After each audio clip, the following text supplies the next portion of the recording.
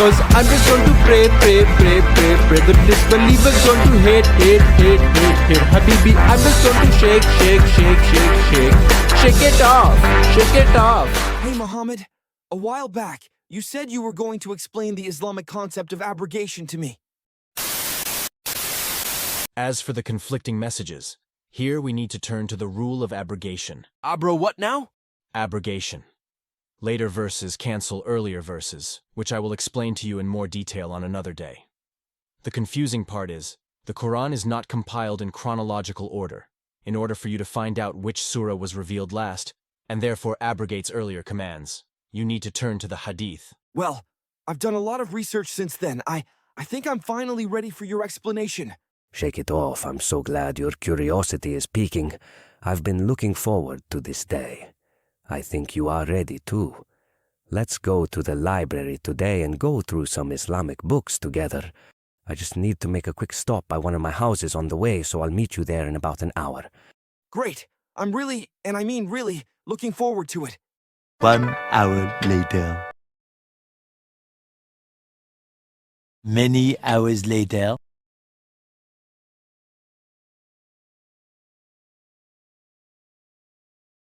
The next day.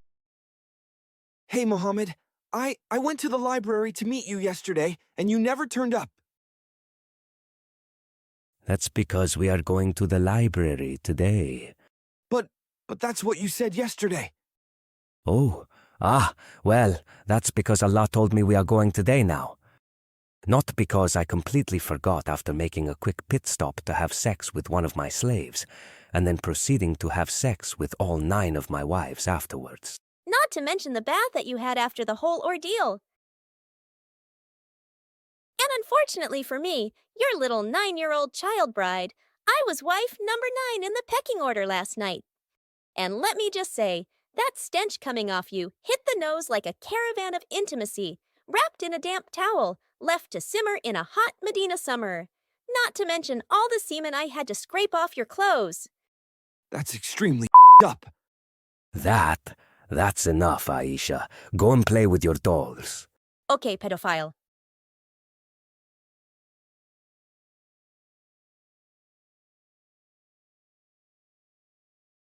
Anyway, back to what I was saying. When I said we were going to the library yesterday, meaning we would go yesterday, that's what Allah was guiding me to say at the time. But since that time, He's now guiding me to say we should go today. It definitely had nothing to do with my sexathon, or bath for that matter. Allah is telling me that me saying that we were going to go to the library yesterday, has been abrogated by me saying we are going to go to the library today. The beauty of abrogation. Do you see how this works? It kind of just sounds like you completely forgot you were meant to be meeting me at the library, and that by the time you were finished with your sexcapades, it was too late, so now you're just making this up as an excuse. Not at all. Come, we will go to the library together this time. Okay, Sheikh Itoff. I want you to cast your mind back to our adventure on adult breastfeeding. Before Allah told me about the 5 adult breastfeedings, He had told me it was 10. Oh yeah, I'd forgotten about that. Well, I guess it's good to know that Allah recognized the 10 original adult breastfeedings was overkill. Now read. Sahih Muslim 3597. It was narrated that Aisha said, among the things that were revealed of the Quran was that 10 definite breastfeedings make a person a mahram. A mahram being a relative that you're not allowed to have sexual relations with. You'll have to watch the video linked in the description if you want to know what that's all about. Then that was abrogated and replaced with 5 definite breastfeedings, and the Messenger of Allah passed away when this was among the things that were recited of the Quran. You'll find things like this all over the Quran. Well, not that example specifically because that verse got eaten by a sheep. I must admit, I have been wondering about all the contradictions in the Quran. I mean Surah 6 verse 14 says, you were the first Muslim, but Surah 7 verse 143 says Moses was. Surah 2 verse 29 says, The earth was created first, then the heaven. But Surah 79 verses 27 to 30 say the heaven was created first, then the earth. And Surah 7 verse 54 says it took 6 days to create the universe. But Surah 41 verses 9 to 12 suggests it was 8 days. Then when Allah is talking about what man is made from, He says in Surah 19 verse 67, he's made from nothing. In Surah 96 verses 1 to 2, a clot of blood. In Surah 21 verse 30, water. And in Surah 15 verse 26, clay and mud. And that's only a few contradictions. There are many, many more. Look, I sometimes forget the nonsense I spout to my followers. It's hard to keep up with all the lies. I mean, what happens is sometimes Allah will give me a specific command for a specific time, but then a different command for a later time. I guess I could understand that. For example, if Allah said it was a good idea to wear warm clothes in winter, but then summer came so He changed His command to wear clothes that were a bit cooler, that would make sense. Except that He wouldn't do that because women are expected to be wrapped head to toe in a garbage bag-like garment year-round. But it still doesn't make sense. Some of these contradictions in question aren't actually commands, Muhammad. What do you mean? Well, like the question of who was the first Muslim, or how long did it take to create the heavens and the earth, or what is man made of? These all have direct answers, which are either correct or incorrect. For example, 1 + 1 = 2 in summer or winter, or any season for that matter. There isn't a time when 1 + 1 wouldn't equal 2. In much the same way that it was either you or Moses that was the first Muslim. Regardless of the time, there can only be one answer. Did somebody say 2-year-old? Let me see her. She might be fit for marriage. Look, Muhammad, either you were the first Muslim or Moses was. Both answers can't be correct, regardless of the season. Look, Sheikh Itoff, I can understand your confusion. My followers were feeling the same way. Please read Imam Ali ibn Ahmad al-Wahidi's commentary on Surah 2, verse 106. This might clear things up for you. Nothing of our revelation, even a single verse, do we abrogate or cause be forgotten, but we bring in place one better or the like thereof. The commentators of the Quran said, the idolaters said, do you not see that Muhammad commands his companions with something and then forbids them from the same and commands them to the exact opposite? One day he says something, and the following day he retracts it. This Quran is nothing but the speech of Muhammad who has invented it. It is a speech that contradicts itself. See, there are commands that contradict themselves, courtesy of Allah. But He gave me those commands on purpose as they are supposed to supersede outdated ones. It kind of just sounds like, once again, you made this verse up to cover for yourself because everybody realized that you were making everything else up as you go along. I mean, the idolaters were literally saying, this Quran is nothing but the speech of Muhammad who has invented it.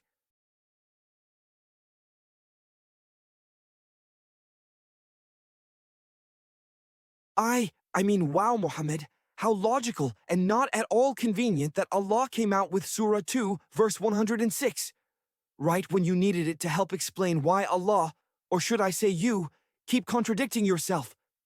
This truly is a miracle of Islam. Although it still doesn't really address my earlier point about a lot of the contradictions, not even being in relation to commands. No more questions about that. Allah does not like you to ask questions about things which, if made plain to you, may cause trouble to you. Of course Allah doesn't like that.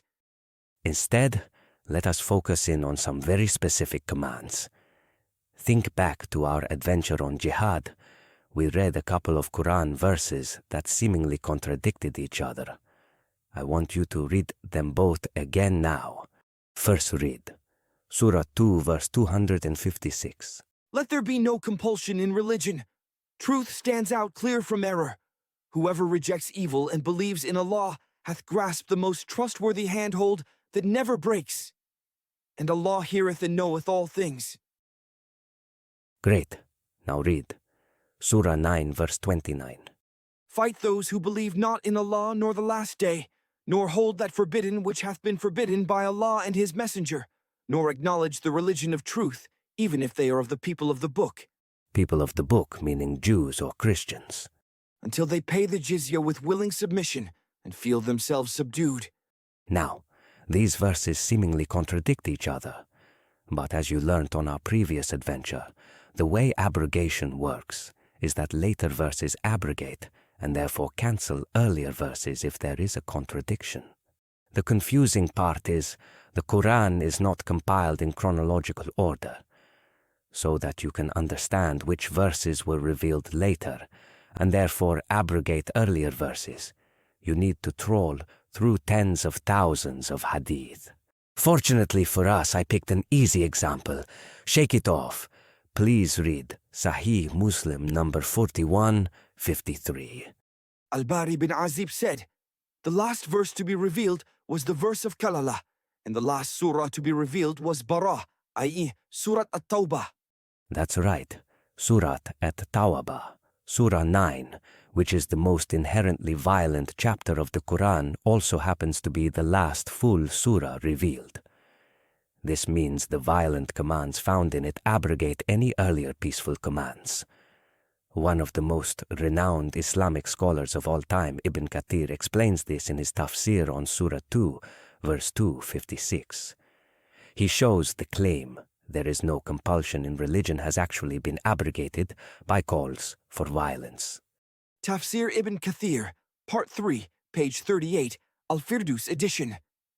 This verse is abrogated by the verse of fighting. Therefore, all people of the world should be called to Islam. If any one of them refuses to do so, or refuses to pay the jizya, they should be fought till they are killed. That's right, and as we also discussed on our Jihad adventure, even my not-so-bright followers who get caught by police trying to carry out terror attacks understand this. Mohayo Sunat Chowdhury, a jihadi who slashed police officers with a sword outside of Buckingham Palace, wrote in a telegram encrypted message that the Quran is encrypted, and if you read it in chronological order, you will find that the majority of the peaceful verses have been cancelled out by the later verses commanding violence. Mr. Chowdhury also claimed that critic of Islam Tommy Robinson understands jihadi doctrine. So when she read the Quran, she took it for what it said, which was... And it did advocate jihad, and it did advocate war, and... Oh, it advocated jihad and it advocated war. Fighting the non-believers. Oh, fighting the non-believers! Well, imagine that! Oh, God! It's not like we've tried saying that or anyone else has tried saying that. And that Christian preacher David Wood, who presents Islam as inherently violent. How could anyone claim that Islam is inherently violent just because Allah commands His followers to fight anyone who doesn't believe in Him? And just because Muhammad said that he had been sent to fight people until they acknowledge him as a prophet? And just because Muhammad ordered his followers to execute anyone who leaves his religion? What kind of monster would claim that Islam is inherently violent simply because it calls for the violent subjugation of the entire world? Does a better job of explaining Islam than most speakers in the West, and is also more truthful than the majority of Islamic speakers. I think that's a little harsh of Mr. Chowdhury to say that about Islamic speakers in the West.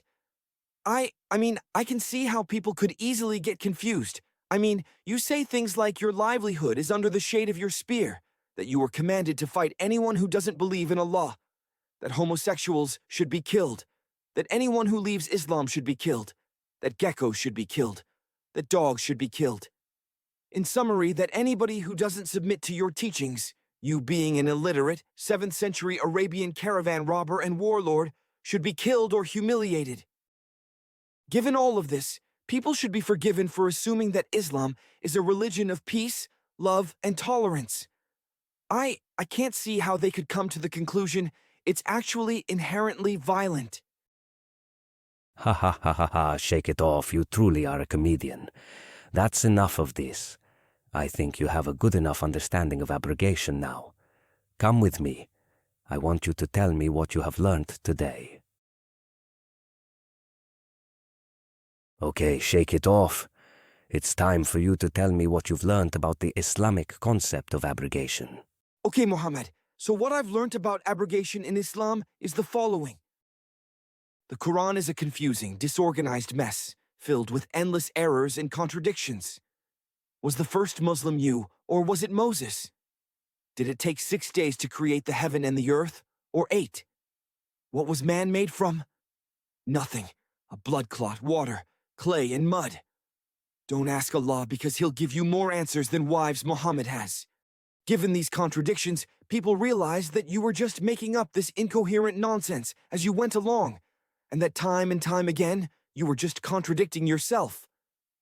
The people around you, who could see through this obvious fraud, even went so far as to explicitly state, "This Quran is nothing but the speech of Muhammad who has invented it."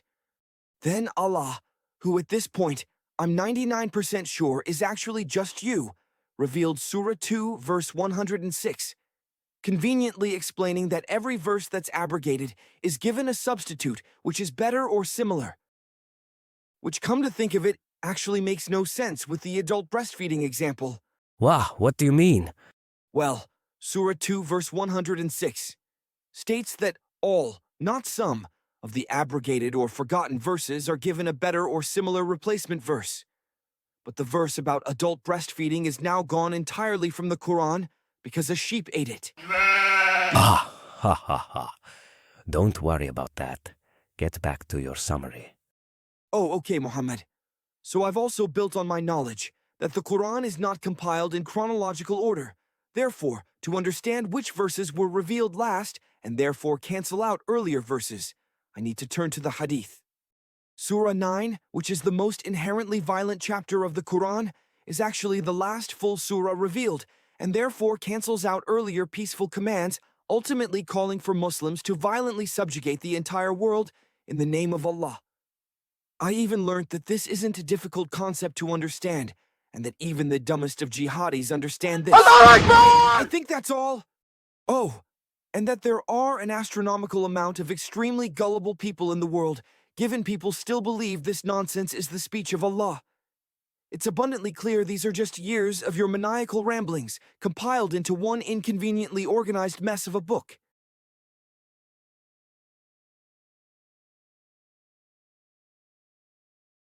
I mean, wow, Allah really is a clear communicator. What a wonderful and wise God. Wah! What I said earlier has been abrogated.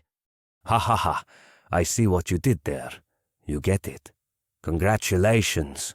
Shake it off. You are now an expert in the Islamic concept of abrogation.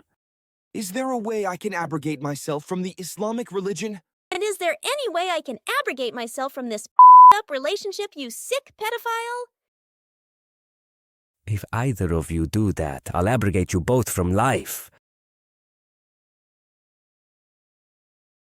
Nah, never mind. Just try me, pedophile. If you liked this video, please remember to hit that like button, leave a comment, and subscribe to the channel. If you would like to see more videos like these, please also consider supporting me through Patreon. Islam's not for me.